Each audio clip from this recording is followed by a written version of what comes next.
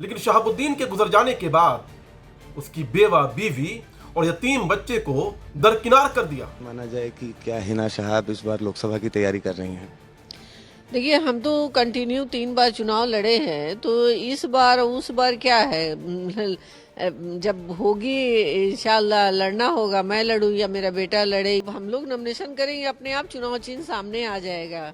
अब आपको सोचना है कि सबका साथ, सबका विकास और सबके विश्वास के तहत काम करने वाले नरेंद्र मोदी के साथ आपको जाना है या अभी भी आपको आरजेडी का गुलाम बन करके बिहार में रहना है। सरकार है जो काम कर रही है, बेहतर कर रही है, हम उसकी निंदा नहीं कर सकते। नमस्कार, आप देख रहे हैं बिहार तक, मैं हूं आपके साथ सुकन्या सिंह।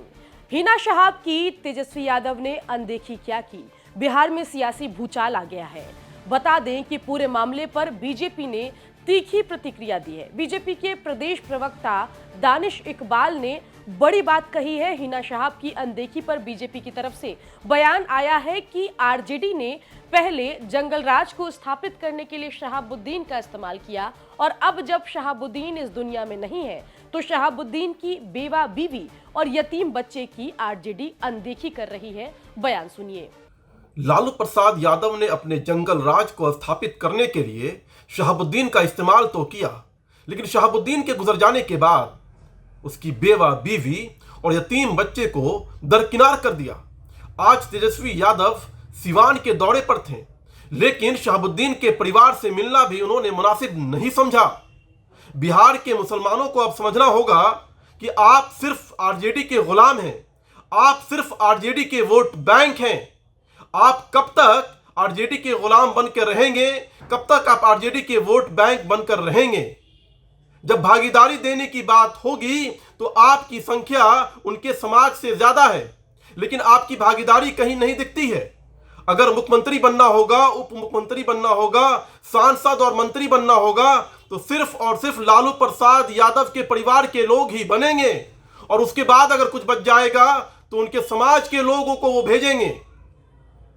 अब आपको सोचना है कि सबका साथ, सबका विकास और सबके विश्वास के तहत काम करने वाले नरेंद्र मोदी के साथ आपको जाना है या अभी भी आपको आरजेडी का गुलाम बन करके बिहार में रहना है। जिस तरीके से बीजेपी हिना शहाब को लेकर सॉफ्ट हुई है, उसके बाद चर्चाओं का बाजार गर्म है कि क्या हिना शहाब आगे चलकर भारतीय जनता पार्टी के सिंबल पर 2024 का लोकसभा चुनाव लड़ेंगी।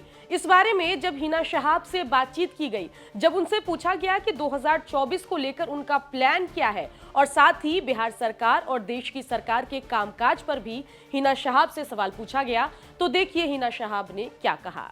ये माना जाए कि क्या हिना शहाब इस बार लोकसभा की तैयारी कर रही हैं?